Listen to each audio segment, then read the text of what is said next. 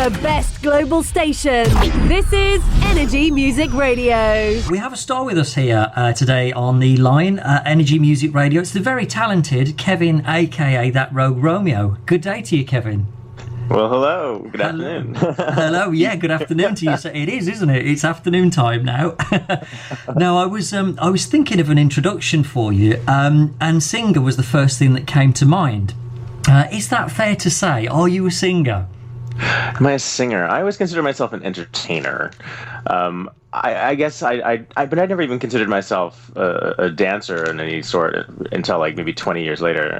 Right. Well, this was the sort of the dilemma that I had because you have so many other talents: dancer, choreographer, director, just to name a few. That's a pretty big introduction list for us at this station. It's a very Los Angeles introduction. Slash. Excellent. No, that's a very glam way to start, isn't it? It's very glam. Excellent. Well, I feel like a star when you say that. Oh, there you go. Well, that's what we try and do here at Energies, make you feel a little bit more comfortable. That's good. Okay, so I was thinking, let's start. First question, really. Some of these put by our listeners, some by ourselves. Let's start with that Rogue Romeo. Can you tell us a little bit about the Rogue? Where did it all start and how? Oh my goodness. Well, years ago, I had a recording contract that I never actually got to release anything with, and years later, after thinking I had given up that dream of doing music and continuing to express myself in that genre, I decided, you know what, it will be my life's biggest regret if I don't follow through on this and do something to actually make my music happen. Yeah. So one day I actually went on stage, and at the behest of some friends who insisted that I perform one of my original songs, and I did. And I had so much fun. I thought, what the hell? Why am I not giving myself to this? Why am I not expressing myself in this way? And so I went about actually just dipping in and seeing if I could express myself in that way, and I had a blast, and so I've continued, and since then I released an album and remixes and videos, and it's kind of just taken over my life. Yeah, it sounds like a busy life as well. We very rarely get a star such as yourself that's covered so many different areas. I mean, as I say, sort of the range here is unbelievable. You've covered so many different sort of career paths, really, all in one package. So it's quite amazing. Taking a look through your career, you've worked with some massive, huge names in the music industry and the showbiz world, to be fair. Stars such as Madonna, Vogue, Truth or Dare, you were involved in. The late Michael Jackson, Ricky Martin, Prince, to name a few. Can you tell us a little bit about that? What's it like with all those different stars? Oh my gosh. Well, the wonderful thing about working with stars in that capacity is that you see that everyone is human. And you see the drive behind people, but you see I've never been a huge sort of fanboy. I appreciate and admire everyone's work. I'm a huge supporter of people's creative expression. But working with people in that capacity, I get to see the humanity behind everyone, and in that level, I get to feel very comfortable around celebrity, and I can see through sort of the cult of personality that rises up around them, and it's a rarefied position, and I'm very lucky and fortunate to have had that experience. Yeah, it sounds amazing. I mean, to sort of most of us, that is just a dream, to be that close to those sort of people and get to see them in their everyday life and their sort of raw state, really. I know when we see them on stage, obviously it's completely different, so it must be absolutely amazing. We touched on one person there, one particular artist that I know is a personal favourite of yours, and that will be Prince. You mentioned in sort of conversations to us that Prince is sort of one of the people that you would play on our playlist all day if you had a chance to. Is that the case? Absolutely. I mean, if I've ever been a fanboy, it was with Prince. Actually, there's a true statement. I actually wrote the only fan letter I've ever written to Prince. Did back you? when I was like 11, I think. Oh, excellent, excellent. Did he respond to you? No. Sure, it was a massive, disgusting, like,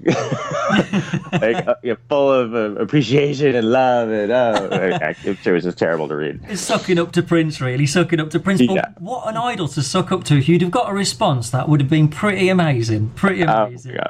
Excellent. Well, I had enough of a response. I mean, I actually, when I worked with him in the early 90s, I had a wonderful time, like, just observing and watching who he was, and the care he took with his music, and his attention to detail, and even his notes on our performances. Like, we didn't even know he was in the room sometimes, and he would leave us notes of, oh, you hit this accent harder. Do you hear that drum beat in the back? Yeah. And have you sort of found my kick? Brilliant. And have you sort of found that that's helped you as well with sort of perfecting your act and making it really sharp? And are you a bit of a perfectionist like him? I'm a huge perfectionist, yes. but I've learned to tame that over the years. I've learned to not let myself get torn down by my perfectionism, but allow my perfectionism to help me sort of reach excellence, rather, and give me sort of a guideline. Like, I know where I want to be, and if I don't achieve that exact level of perfection, that's okay, because I'm still leaving space for happy accidents and for being present to whatever is there, rather than just trying to achieve something that is my concept of perfection, but is not necessarily perfection. Yeah, it sounds like a really good plan as well, because I dare say in the industry you're in, it must be constantly changing every day. Things must be sort of progressing forward, different ways of doing things, so it must be really hard to get that perfection every single time without sort of adapting to changes. Yeah, absolutely. There's I've found over the years that my biggest skill in maintaining my career is changing and shifting myself and observing what's going on and being adaptable and evolving with everything around me. Excellent. That's brilliant. I mean, it sounds like one hell of a journey. It sounds like absolutely one hell. We'll be back in a moment, but before I do that, I'm going to throw this out to Kevin and ask you to introduce your first track of the interview this evening. You know what? Let's do City of Glass. Oh, City of Glass. That must be one of your favourite, because you mentioned that last week as well, so it must be a biggie. I really like this song. I like where it came out, and it's really about, again, observing where you are, and letting others impact you. Excellent.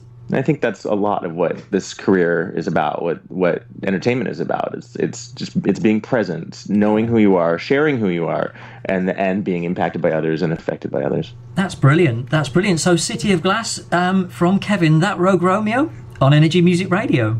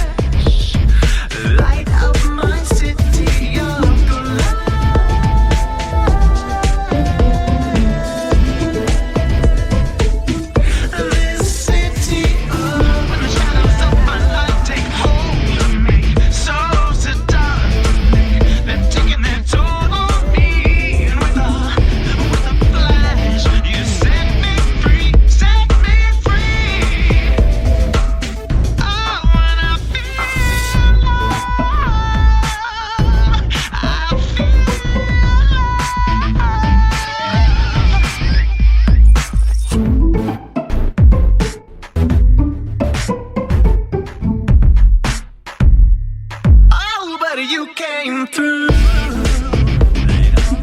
As you push the dark away, feel my pulse race.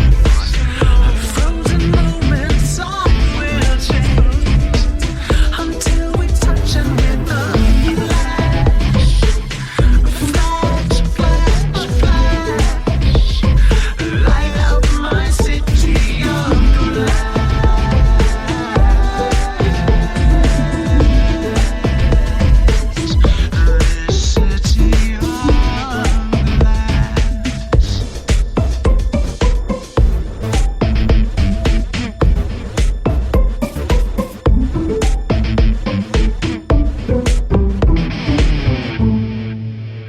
So that was City of Glass here at Energy Music Radio. Now let's get the finer details on Kevin, and how do you position yourself, Kevin, in the music industry? Position in what sense? In regards to the sort of whole music industry, where would you say you are at the moment on a scale? Would you see yourself as a new artist breaking in, or an established artist, or? I'm definitely a new artist, Okay. but I'm a veteran new artist. Excellent. That's very good. That's very good. Does that mean you've got a lot of experience then, I take it? Well, the funny thing is when I had a lot of reservations about, getting on stage and performing my own music, thinking it would be very foreign and unusual for me to do. And then when I actually got on stage, it was the most comfortable thing in the world. I was so at home. Like I was actually one of the shows that I did my first performances in. I actually directed the concert, and I had to switch hats from the director and then get on stage and be the artist, and then go back to being a director. And being the director, I was so stressed and running around and ordering everybody around. And then when I got on stage, it was like, I can relax finally. So you found your comfort zone then, by the sounds of it. You have found it. Yeah, absolutely. Well, I realized, after so many years of being on stage, it really is my second home. I'm more comfortable there than I am in even in social situations. I think, hanging out in a club, just trying to meet people, I'm the shyest person ever. Are you? Just Wow. being on stage, I have no fear of sharing myself and who I am. Brilliant. No, that's really nice to know, because it sort of shows that you've got sort of what's the best way to put it? You've got the experience to know from, as you say, from an offstage position, how things come across. But when you get on stage, you can correct those mistakes that maybe you see others making and think, if that was me, I'd do it like this, or I'd correct that. So absolutely, it puts you I'm in always a serving and then adding to my repertoire and taking hints and tips from other performers. Some people do things that I just cannot imagine myself ever doing on stage, but really, I think it has something to do with I'm more comfortable speaking with my music and my body than I am with my language. Like, just speaking like as a, hey, y'all get up and have fun. Like, I feel like such a dork when I do that, because I'm in essence, I'm a big geek.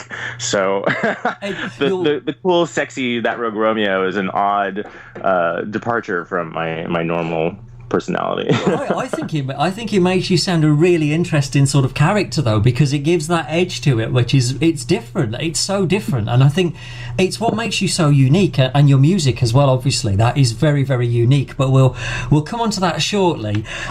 One of the questions I've got here now, the single Wonderland. It sounds fantastic. Obviously, there's so much of storytelling going on within that track. Can you tell us about it? What's a bit of the meaning to it? The video, choice of guitar as well, very interesting. What's it all about? Wow. Well, the song itself I wrote sort of at the end of a relationship where I really just started taking stock of where we had come to and what the future held. And it was really a message to my ex saying, look what we've created, and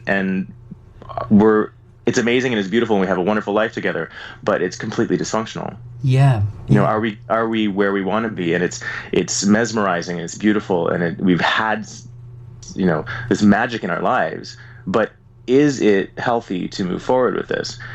Is it good for either of us? And I wrote that literally in that conversation with myself about that, and wanting to communicate that to him. And the video was directed by the amazing Tony Testa, who did, Kylie Minogue and has worked with, so many people. His first gig was choreographing for Janet Jackson before he even danced. Yeah. So he's an amazing talent, and he knows me so well. He was actually the person that choreographed my very first live performance. Right. And he's only like 26. Ridiculous. Wow, he's got some experience then for a youngster like Janet Jackson yourself. Wow. Yeah, I told Kenny Ortega a couple of years back, before he started working with Michael Jackson. That's, I think, why Kenny had brought him in on it. I told Kenny, I was like, Tony Testa gives me hope for the future of dance. Somebody who is intellectual and thinks about his steps, thinks about his movement, thinks and asks questions, and listens and learns.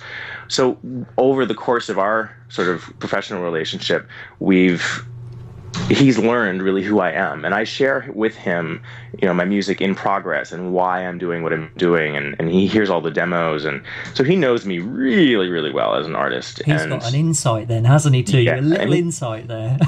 He crafted this treatment for this video based on all the knowledge he had of my relationship and where the song came from.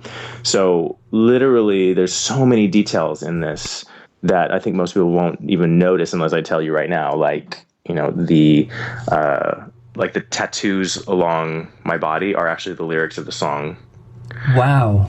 The big cement blocks that are swinging in the air are actually representative of each year that I was together with my ex. Right, I see.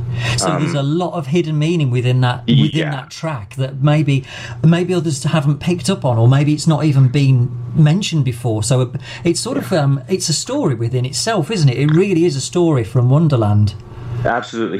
He wanted to approach it like a performance art piece. And so we loaded it with reality. We loaded it with symbolism and metaphor that was deeply rooted in the reality of the relationship. Yeah, it sounds a masterpiece in itself. Obviously, the song, you hear it and you think, wow. And then when you can relate to it now with all of this other information that you've let us into, I'll be looking out for it on future tracks. It's something I'll be looking for now, and I'll be like, did you know? Yeah. So I've learned a lot. Thank you for that. Well, okay. There's a couple other tiny little details about it. Like all the takes, we only had one take. Did you? Yeah, all those different angles and everything, they were all one take. Wow. So it was get it right or that's it. Exactly. Get it right once and switch shots. Get it right once and switch shots. Can I ask how long did it take to actually shoot the whole Wonderland sort of production to get all of that together? Was it a day, 2 days, or? It was a day. I think we had, from loading in and everything, I think we had a total of 14 hours. Wow. So a long day, a very long day. Well, no. Yeah. That's actually quite short. I've done music videos that were 26 hours before, yeah. Oh my goodness. But I dare say, though, the rewarding part as an artist and someone like yourself that obviously has so many different skills, so many different talents here, must be the fact that when you actually see the end result of it, it must be worth a fortune to you. You're sort of, as you say, just the memories of it, of this is what it means, this is what it's done, and then you're seeing all of that play out in front of you. That must be so invaluable to actually see on the screen and out there shared with people. It's the most satisfying experience in my life, honestly. The first time I wrote a song and had an idea in my head, and 2 days later had a track, playing with what was in my head, playing in front of me, it nabbed me. It hooked me. That's the whole reason why I continued to do this. It's like discovering a language that I never knew I had. Yeah. And the videos are the exact same way. When from concept to execution to editing to actually then seeing it, it's like it's giving birth. It's giving birth. It's a child, and it's like whatever people think about it, whether they like it or they hate it, it's like it's saying what I wanted it to say. Yeah. And that's not always the case. Sometimes there's some blips and flubs and things, but it's like generally I don't release something until it's saying what I want it to say. Yeah. And that's part of the joy of being an independent artist for now, is that I can really say what I want to say and do what I want to do without worrying about, I have to look this way or say this something or make this image for myself. I can make whatever image I want for myself, and that's part of the wonder of the new age of music. Excellent. people can be themselves a little bit more. Yeah, it's nice to have that freedom as well, and I think that does come across through your music. It's a very strong message that's there through your music and your videos as well. It does come across to sort of the listeners and the viewers out there of what's going on. So may long it continue as well. Thank you. Excellent. So now we know a little bit more about that Rogue Romeo's music and what's going on about you. If you're on a desert island, what book would you take with you, and who is your favourite author? Oh my goodness. I mean, I feel like I should say something very fancy and amazing, like, the Odyssey, or like something, Ulysses, or. But no, you say whatever you want to say. It's your stage. When I really thought about it, the books that I sort of remember from high school the most, I think, are some of D.H. Lawrence's pieces and like Wuthering Heights. I loved the concept of this love that's so powerful it transcends death, and it's I don't know, I'd want to bring something I hadn't read yet. yeah, no, it's good. It's very good. In terms of the Dune series. yeah, just a few of those. in terms of the meanings, have you read any of those books and actually sort of made them play a part in the music that you've written or in your life? Have you sort of read something and thought, I need to adapt to that, or I could use that in my everyday life? I haven't yet, and honestly, pretty much everything that I've written came from an emotional response to the sort of tracks that I had created with these various producers.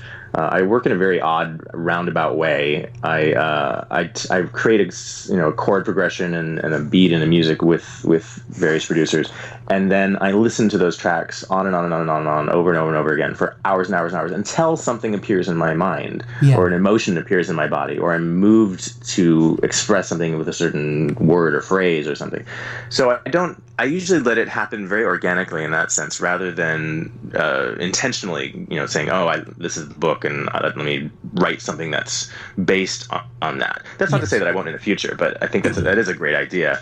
I've just been I've been writing songs that I've been compelled to write.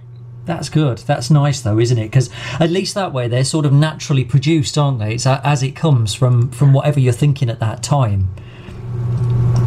Yeah, I think because of that, my music has been a little bit haphazard in terms of styling and vibe and stuff, but it's all real for me, and I feel like the messages that I have to say within the various songs I've written, it lets me allow the track to enhance the message of what I'm saying, rather than sort of imposing a style on top of something. Excellent. Now, putting you under a little bit of pressure now from a little a different angle here. Who's been the most helpful person in your career? I understand that Vincent Pattison is someone very similar, working in film, theatre, Broadway, alongside music, video, television, and also a strong choreographer. Is that someone you'd say has been the most helpful person? Oh, absolutely. Vincent has been sort of my champion since day one. I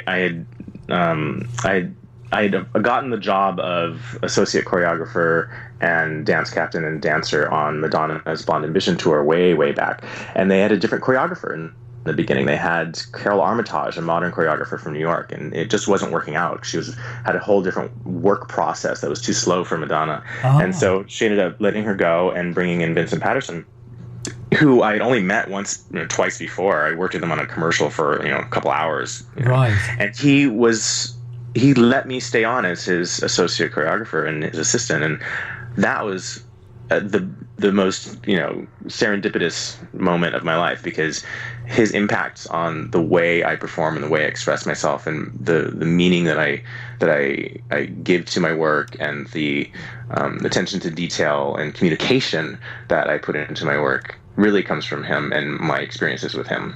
Excellent.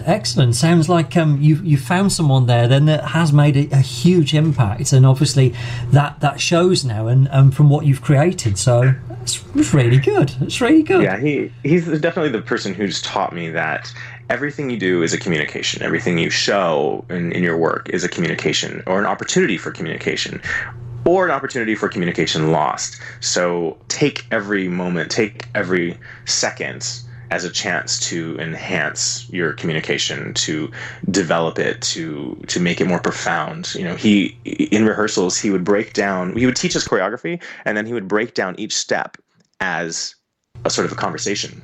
Right. Okay. So then as we're doing the steps, we were speaking in conversation. Excellent. And did you find that used to help you when you were learning the steps? That would obviously break it down, make it a lot easier to digest. Well, what it did is it made it, you know, a million times more profound. Everyone could be doing even a slightly different variation of the choreography, but you were all on the same page because you were all speaking the same conversation.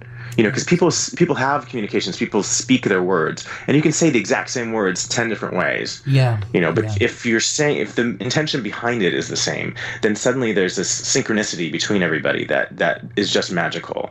And I've held on to that sort of training like my entire life. And I think that's also why people can see me fitting into all these different scenarios and worlds and images, because I really put myself there and I really speak a conversation that's true. Excellent. I think that's what comes across as well. I think when we listen to your music, that message comes across, and that's what's passing through. So maybe that's the form of communication that you're making then for people to actually link in with you. That's where it's coming from. Absolutely. That's what I strive for, certainly. Yeah. Excellent. Well, we did mention Vincent Pattison in regards to film, theatre and Broadway. So the second song, fittingly, it's Last Dance on Energy Music Radio.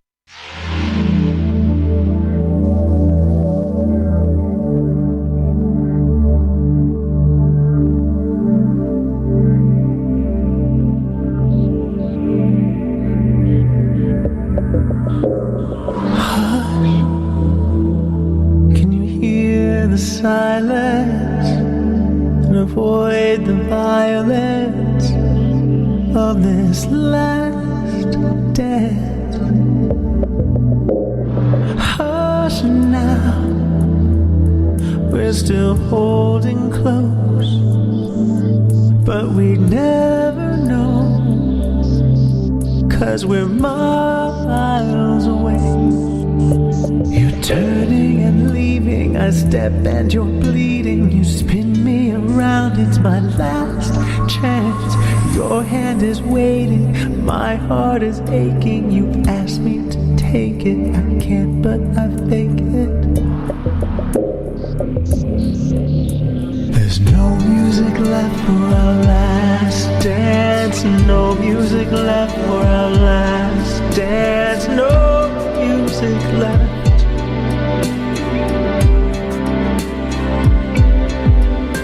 There's no music left for our last dance. No music left for our last dance. No music left.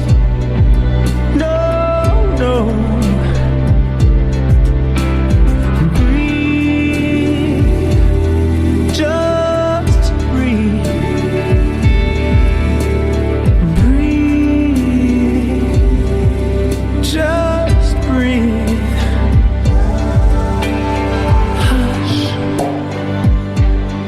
Now that our beds are made, no lyrics left to sing. Is it time to stop and take a bow? Hush, hush now. Slowly pull the pin. Will we notice when it's all gone? Back with your feelings, I push but you're leading. You spin me around for one last dance. Light on your arm, I wait on your heart. I watch you carry me so far. There's no music left for our last dance. No music left for our last dance. No music left. No music left. Will you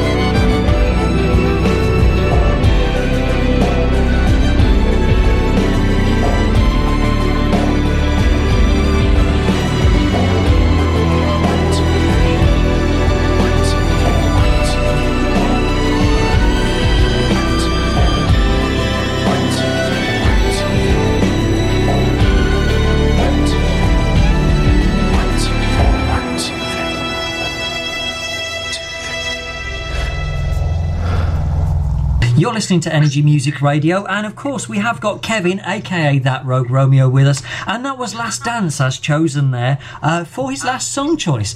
Now, something tells us here, Kevin, that we have a question to ask you, and we're going to go straight to another track of yours. Can you tell us who's been the most influential person in your life and the lessons that you've learnt along the way? That would have to be my grandmother. She, with just these little moments with her throughout my life, there's been little moments with her throughout my life that have really impacted me in huge ways. She was always there for me. She was always present and pushing for me to do what made my heart grow and what made my heart sort of light up. Right. She taught me a lot about modesty and honesty and that we never really change or age inside our bodies. Our bodies age, but we don't necessarily, and she always seemed to feel, she was always 30 even though she was 75. Right. And so I've realized too that I'm only as old as I let myself be. Yeah. And that's one of the reasons why I actually started up singing again. I had always told myself for years that I'm too old. And it's like, what the hell? I'm the only one telling myself I'm too old. I'm not too old. I'm here, and I'm only as old as I say I am or think I am. So and doesn't diminish my communication, just because I'm not 15. Yeah, I'm sure inwardly. I'm sure inwardly though, you see, you can, as you say, it is like your body's the shell, and it's the soul inside that carries the age, isn't it? That's what makes a difference. So you're never too old. You see, never too old to follow your dreams. It's always good. On the back of that question, have you got a song choice to really sort of that you'd like to throw in with that? Something that's influential in your life? I do. I wrote this song for my grandmother, or actually while I was sort of mourning her, and realized that the message that I wanted to be left, or the lesson that I wanted to have learned from my time with her, was not one of sorrow and missing her, or having a lack of love, or missing the love that she had for me and that I had for her, but rather a celebration of who we are and the choices that we have to be better people, to be greater people. And what I wanted to be left with out of my time with her was joy. Excellent. So here is Joy, with Slinky going along to it as well in the background there on Energy Music Radio.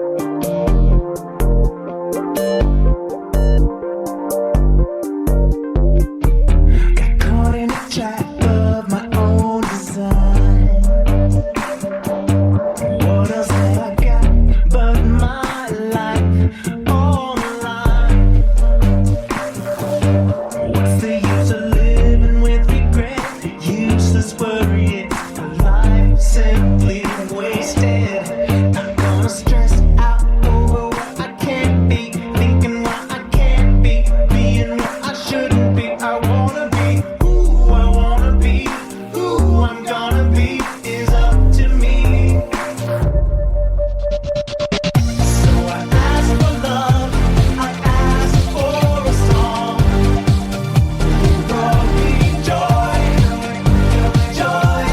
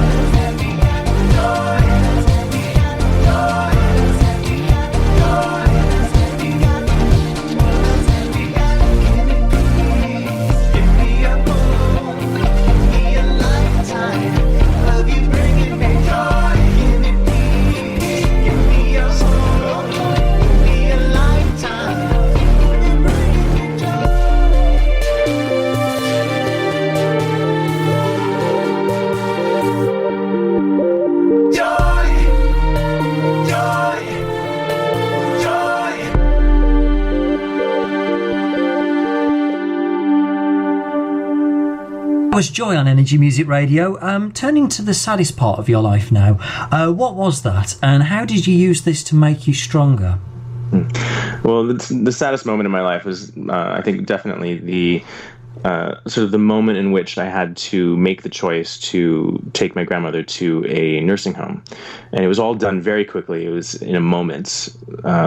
It was yes or no, now, go. And I literally just said, this is a little bit beyond me, and I don't know what to do.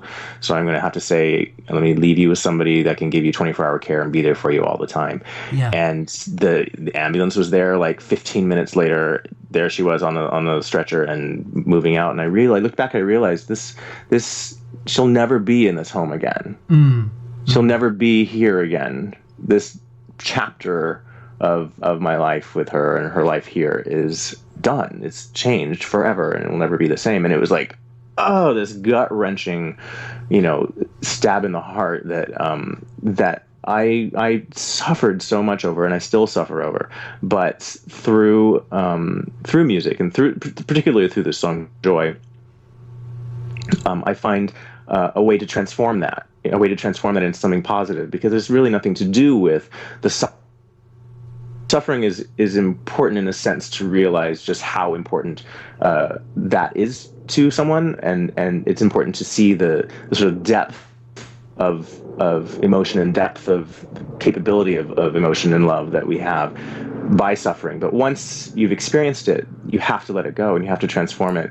And my writing this song was me doing that. I actually wrote it originally as a melancholic sort of song, and then I looked back and said, that's not what I want to say, and that's not what she would want me to say. Yeah. So I redid the entire track, reproduced everything, and sang it completely differently.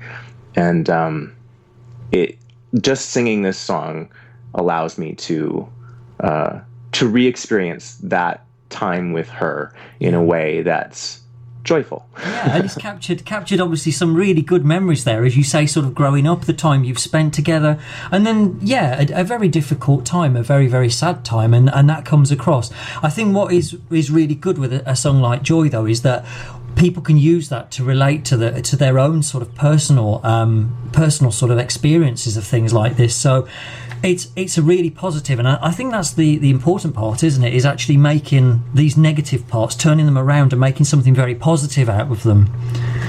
I mean, that's what I find my journey in life is constantly observing what's around, what's happened, what's going on, and not being a victim of it. Yeah. And then being able to shift my view and shift my experience of it so that it becomes something else that I can share with others, or be of use to others and myself, and to move on and become a better person, a stronger person, and celebrate where I've been and not condemn where and who I've been. Yeah, some really positive sort of thoughts there as well. I'm sure that'll pick up the listeners this evening and make them realise if they're in a bit of a low point, then there is light at the end of the tunnel. There's a way to move forward. Moving on to a slightly different one here. Can you tell us about the most empowering point in your life? As we mentioned at the start of the interview, with names such as will.i.am, Cher, Pussycat Dolls, there must be so many empowering people that you've come across, not just sort of stars that we know of, but people behind the scenes as well. Can you sort of single it out to one person? Is that possible? Empowering person or empowering moment? I think both, actually. Can we have both and be greedy? I'll start with the empowering moment, because that always comes up quickly for me. Empowering people, there's been a lot. I can imagine.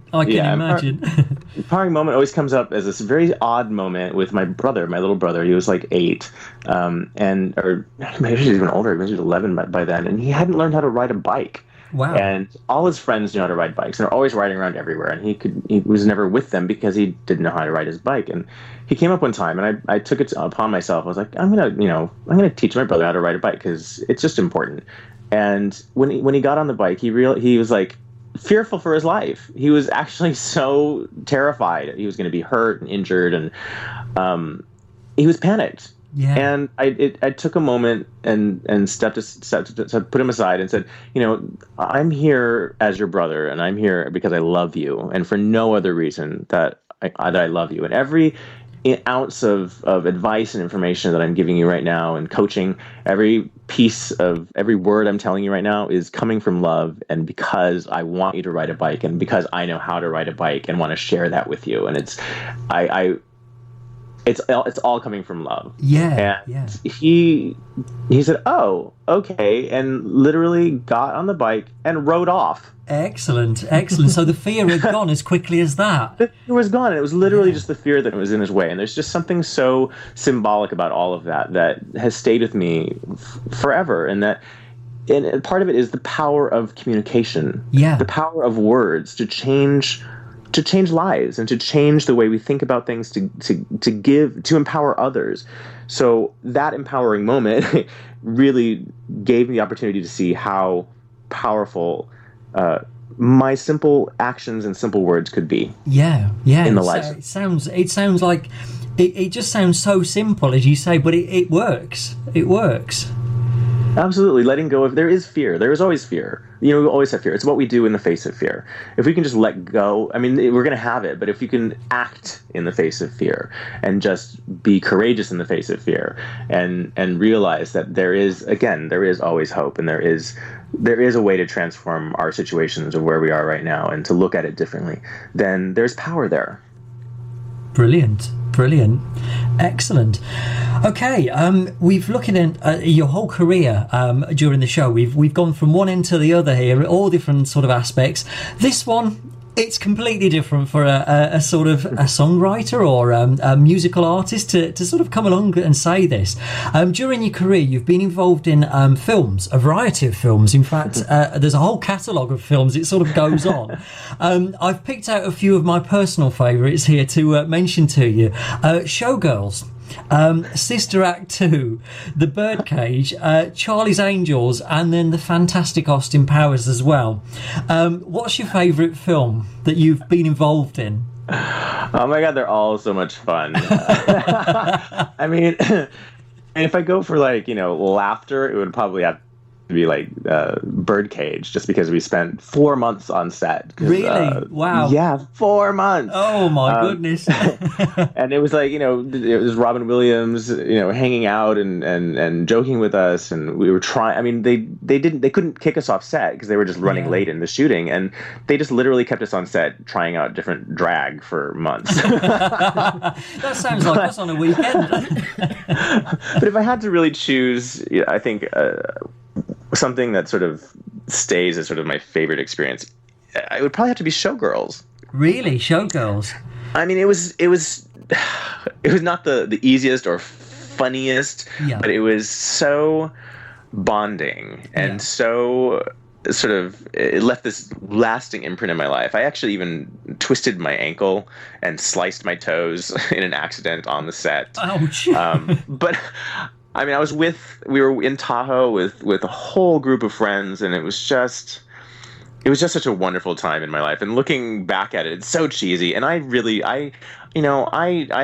play up the cheese in camp in my life. I adore that. I look for those cheesy, campy, weird moments in my life, and that's the height of cheese in camp. So I'd have to say Showgirls. And the song, I think, Showgirls. That's definitely the one for you then. So if you want it, you've heard it there from the man himself. If you want cheese and you want camp, then that's the place to go. Showgirls. That's the film as chosen by that Rogue Romeo here at Energy Music Radio. Your next song choice for us, Kevin, if you've got one, give us a shout out and let's get it on the way for you. Well, let's continue with the pole dancing theme, and I would say let's play Domino. Okay. Check out the video too. You know what I'm talking about. Yeah, Domino it is. If you haven't seen the video, check it out. It's a fantastic video. And Kevin, Matt, and myself, and here in the studio, we're going to get our poles ready for this one. So off we go.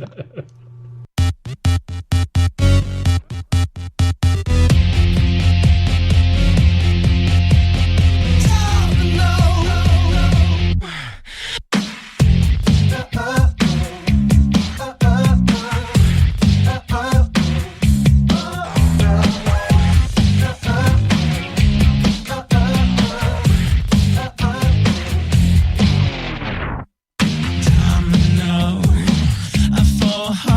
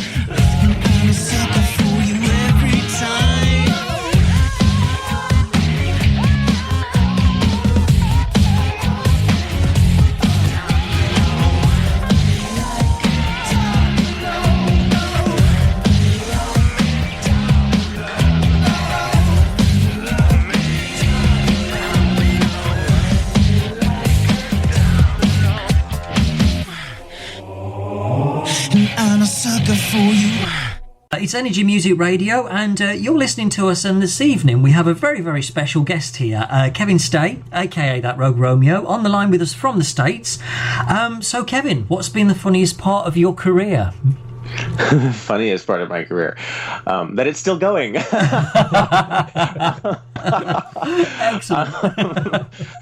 I would have to say, like, the funniest moment sort of thing. Yeah. Gosh. I mean, there's so many. I'm so fortunate to have my life filled with, working with friends and who over 20 years become family. One I guess experience that sort of stands out for me that I may actually. Don't tell too many people. We'll keep this one. We'll keep this one low key. Keep it down. But I think I may actually be able to see it on video soon. Really? Yeah. Somebody told me they might have it on video, so I'm excited to see if that comes through. But the moment is that is back when I was working with Michael Jackson on Black or White. I was the associate choreographer on that, and I was also one of the Cossacks in that. Okay. We were shooting with John Landis, and. He brought his kids to set. Yeah. And they were all hanging out by the monitor. And so we're on stage with Michael, and Michael, people don't know about Michael. He's just, oh my gosh, I just swore. Sorry. I never did that. I'll edit that bit. I mean it. He had an amazing sense of humor, and I think I want people to know I want people to be left with that. But he turns over and looks across the soundstage to John Landis's kids that are over in the corner, and the daughter is picking her nose, like really digging in, just digging up in there. And he turned back to us with the most like devilish look in his eyes, like wide eyed, just couldn't believe it. And he's like, "Oh my God, you guys, look over there, look what she's doing!" Like just trying to like subtly like stare and watch and see what she was doing. And he turned to all of us and said, "Oh my gosh! Oh my God! What do you guys bet? What is she gonna do? Is she gonna flick it or eat it?" Oh no! Flick it or eat it! Flick it or eat it! I'm like, oh my God! I hope she flicks it. Yeah. I hope she flicks it. So we're all watching, just wide-eyed, staring over at the corner, and then she eats it. Oh no! And it's all recorded. This as well. I take it. It's all recorded. And we were just. You just screamed. Oh no! How embarrassing is that? It was so. I feel terrible. I'm sorry, John Landis' daughter. I don't even know your name, but it was years ago. I'm sure you've grown up since then. Yeah, I'm sure she has, and you heard it here first. But please forget it here first as well. The things we find out, we're all human at the end of the day. Things we find out. All the footage I'm not supposed to have. Yeah, but it's one of those that we'll hide the tapes and we won't ever get them out again. Definitely won't. Excellent. Okay, moving on to a different question here for you. Seeing that you've been involved in so many different events, who would you choose to duet with if you could pick any artist now, any artist in the world? Who would you choose? Oh my gosh, what a question. Any artist. Absolutely any. Wow. Oh gosh. I don't know. I love Robin. Yeah, absolutely. Love Robin. Her vibe, her words, her sound, her talent. I love. I mean, the easy answer is Prince, but yeah, Prince as well. That's just for the experience. I don't know. I mean, I don't know how. I've been on the fence about his latest releases of music, so I'm not. If I could do old Prince, I'd like to duet with old Prince. Old Prince is good, actually. Old Prince is good. In fact, I can let you into a little energy secret here, because we have a very similar mindset for a moment here. We had the new Prince track that came through to us going back about a month or so ago, and it arrived at Energy, and I thought, I'm going to give this one a try. So I put it out on air, and I got a thumbs down for it. Oh no. Oh no. But as you say, if we go backwards and we play old Prince, people adore old Prince. They love his music and they can't get enough of it. But that new one was a bit so yeah. I can see where you're coming from. In regards to Robin, if I had to get you to duet with Robin, then is there a particular Robin track that you go, that's the one? That's the one. On one of her tracks? Oh my gosh, I love so much of her music. Yeah. Oh God, I love one of my favorite songs of hers is "Indestructible." Yes, yes. Oh my gosh, just gut wrenching. I adore that song. Her performance on, especially the acoustic one. Yeah. Amazing, amazing. Yeah, an amazing artist. Well, you've said Robin, you've said Prince, so I'm going to put you back on the spot again now with another quick fire question here. If you had the chance then, out of Prince or Robin, as your dancing partner, which one would you share that moment with? Oh gosh.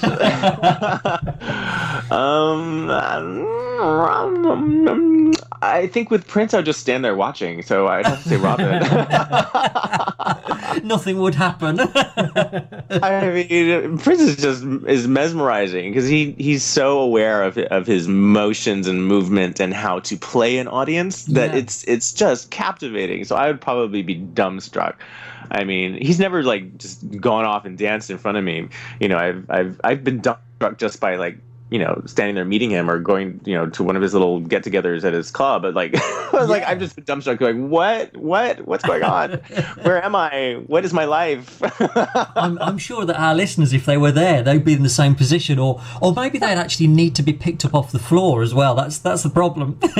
I mean, I walked in. Prince invited me to the club one night, and it was just me and Omar Lopez, who was the lead guy in Janet Jackson's "If" video. Oh yes, yeah.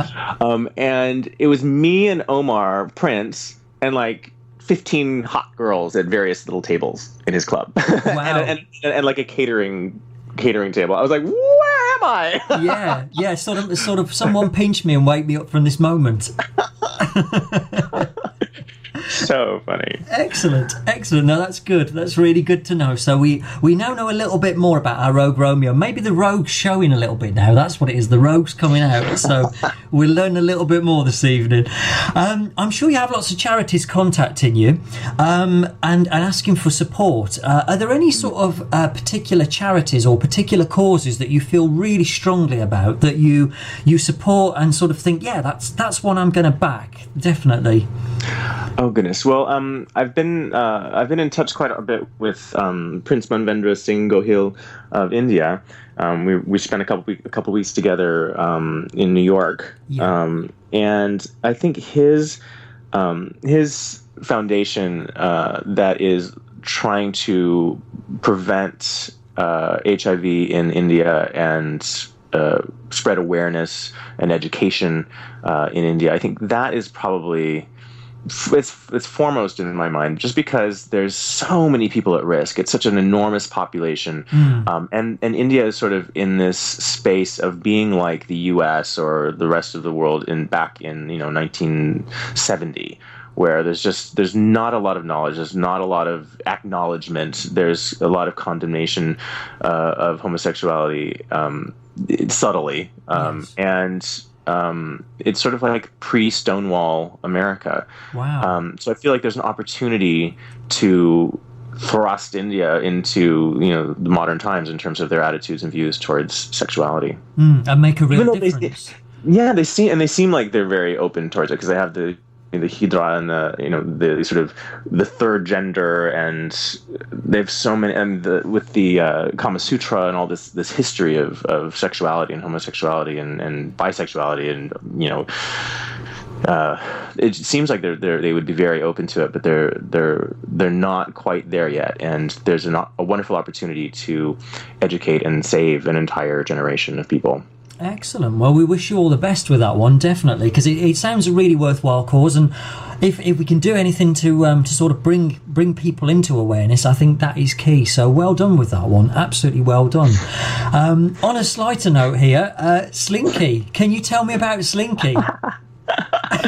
Slinky's my baby. If I ever had a baby, this is her. Slinky's gorgeous. She's a gorgeous little dog, and I resisted with all my might in the beginning. My ex brought her home one day and said they found her walking in a empty lot in Hollywood, and I was like, "What empty lot in Hollywood? There is no empty lot in Hollywood." Yeah, where? And I literally said no, and I didn't even want to talk to her, or touch her, or pet her, or give her a name for a whole month. And then one day she just walked up and on the couch and fell asleep on my shoulder, like on the couch. Yeah. And I've been in love ever since. She's a rescue, and he found her cowering in a corner, and it took her out to play, and she was wonderful, and then put her back and looked at the date, and her date had already passed. She would have been put down any second, any minute. My goodness. So I highly, highly, highly suggest to anybody that's thinking of a pet to go rescue a pet instead of going to a breeder or going for some fancy pretty dog. Like, just go get a dog in need. Go get they're the most loving, wonderful dogs out there, and it kills me to think that at any moment later that this dog would have been taken from the world, because she is a joy. She's a little ball of light and just a smart and loving dog. You can see on my YouTube page, like, I post some things of her. She wakes me up kissing me. When I go to sleep, she comes up and tries to clean my face before I go to sleep. I mean, it's just, I adore this little dog, and I've never been so close to an animal, honestly. Sounds like she mothers you then, doesn't she? She's mothering you and looking after you. Totally mothers me. That's brilliant. Well, we did actually run, and we've still got it on air now. We've got a teaser running for the interview, and obviously that's caused a lot of people's interest in that Rogue Romeo, saying, what's going on with that Rogue Romeo? Who is this person? And the first thing they see is you and Slinky, and they say, whose is the dog? What's going on with the dog? So yeah, Slinky's stardom as well. I have to ask. She needs to have her own fan page. She has so many people that follow her. Nobody cares about me. Nobody cares about seeing my pictures on the page. It's like when I put up pictures of my dog, that's when people care. Slinky on Facebook.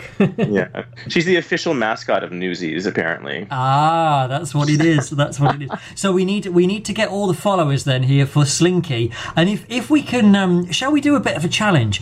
If we get Slinky 100 followers, then I'll play How Much Is That Doggy in the Window, or Who Let the Dogs Out, or something like that to celebrate that moment. So let's do it. Let's get it on the way. Fantastic. Excellent. Finally, back to music. Is there any exclusive information that you can give to us? As Energy Music Radio, obviously we're always keen of new material that's coming out, new singles, new albums, new tours, anything like that in the pipeline that you could maybe just let us into a little bit. Things I can share with you. I actually finished. I just finished 2 sort of dance songs that I'll be releasing soon, and a CD of remixes. Fantastic! So we can look at those in our weekend anthems then. Absolutely, and I've also done 2 more music videos that will be coming out shortly. Excellent. So sort of next few months or so, watch this space then for those new videos and new music on the way. Excellent. Good stuff. Well, it just leaves me to say, Kevin, aka that Rogue Romeo, thank you for speaking with us. It's been an absolute pleasure having you on Energy Music Radio. We look forward to hearing a lot more of your music on the station. All the best with the album, singles, future tours. And if you would like to know any more information about Rogue Romeo, all details are online via our Energy Music Radio webpage, and also via Kevin's website, That Rogue Romeo. So thank you. Thank you so much. It's a pleasure. Hi, this is Kevin, a.k.a. That Rogue Romeo. You're listening to Energy Music Radio. And up next is my song, Wonderland.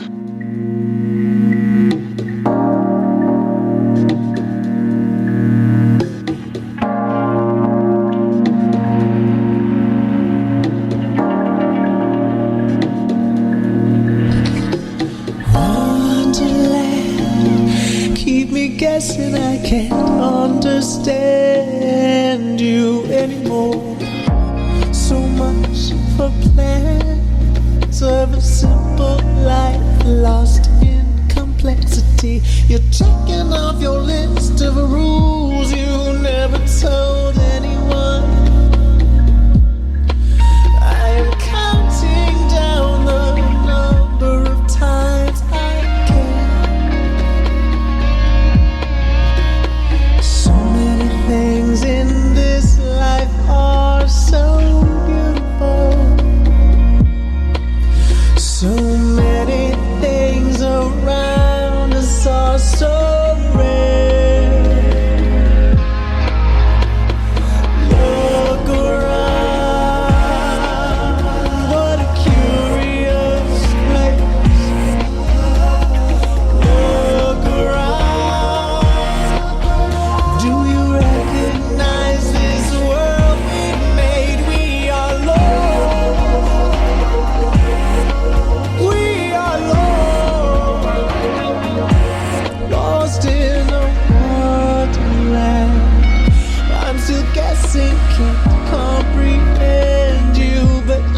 listening. Why am I surprised? I don't recognize these words from my lips. Checking off your list of my shiny little white lies.